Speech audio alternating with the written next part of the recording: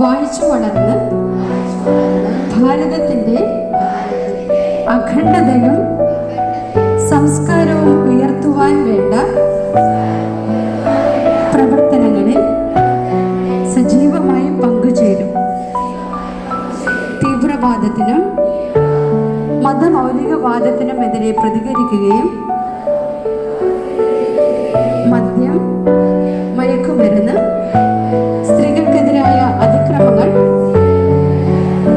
തുടങ്ങിയവയ്ക്കെതിരെ ചിന്തിക്കുകയും പ്രവർത്തിക്കുകയും ചെയ്യും. വിനാശകരമായി വളർന്നു വരുന്ന അഴിമതിയും അനീതിയും തുടച്ചു നീക്കുവാൻ കഴിയുന്ന വിധം ഞാൻ പരിശ്രമിക്കും. ഭാരതത്തിലെ നിയമവ്യവസ്ഥകൾ ശരിയാവണ്ണം പാലിക്കുകയും ശാന്തിയും സമാധാനവും സുരക്ഷിതത്വവുമുള്ള അന്തരീക്ഷം നിലനിർത്താൻ പൂർണ്ണമായി പ്രയത്നിക്കുകയും ചെയ്യും. നമ്മുടെ അമൂല്യ സമ്പത്തായ സൗരോർജം, ശുദ്ധജലം, പരിസ്ഥിതി മുതലായവ ശരിയായും സ്വച്ഛമായും ഉപയോഗപ്പെടുത്തും. എൻ്റെ രാജ്യത്തെ ലോകരാഷ്ട്രങ്ങളുടെ മുൻപന്തിയിൽ എത്തിക്കാൻ വേണ്ട പ്രവർത്തനങ്ങളിൽ സജീവമായി പങ്കെടുക്കുകയും അതിനുവേണ്ടി മറ്റുള്ളവരെ പ്രേരിപ്പിക്കുകയും ചെയ്യും.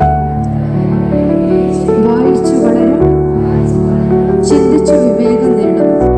അറിവാണമൃതെന്നറിയുക നാം, വായന വ്രതമാക്കിയിടുക നാം.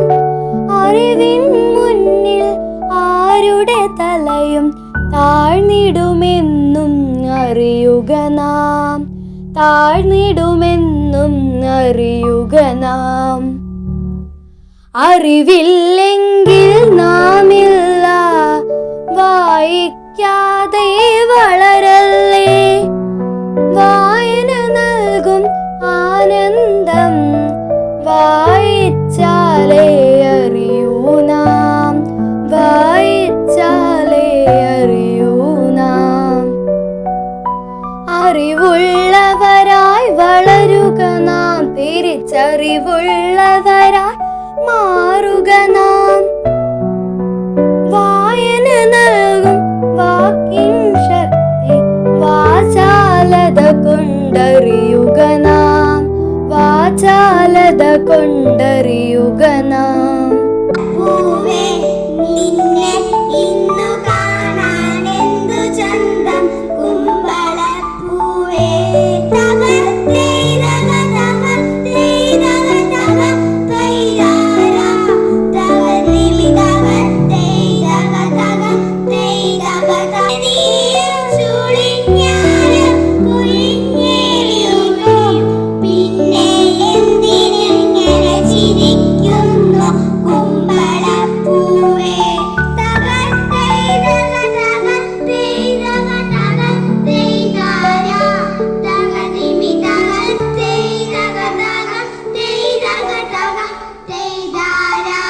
PN പണിക്കറിന്റെ ഓർമ്മ ദിവസമാണ്. ഒരു പുസ്തകം എന്നെ ഒരുപാട് അതിലേക്ക് ആകർഷിച്ചു.